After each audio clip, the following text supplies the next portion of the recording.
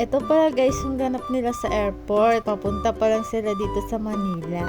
Diba guys, mga filler talaga ang aking kapatid, mga pamangkin, at saka yung nanay, tatay. Na-stress nga talaga sila guys kasi maaga talaga yung binook kong flight. Tapos, yan, hindi pa sila kumain dyan guys.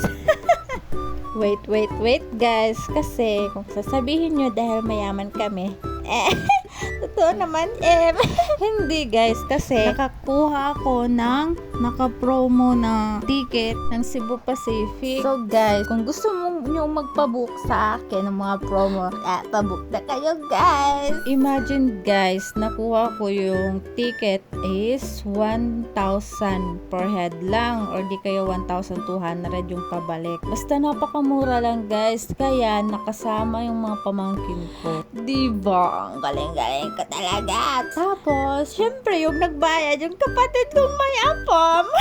Ay hindi, kapatid ko may seaman. Diba? Fast forward ko na to guys. Nandito na kami sa anong tawag nito? Nandito na kami sa Baguio. So yan, hindi ko yan nasama sa edit ko kasi nandun pati sa kapatid kong syunga-syunga-ers talaga. So eto guys, gagawin ko na lang ng isang video content.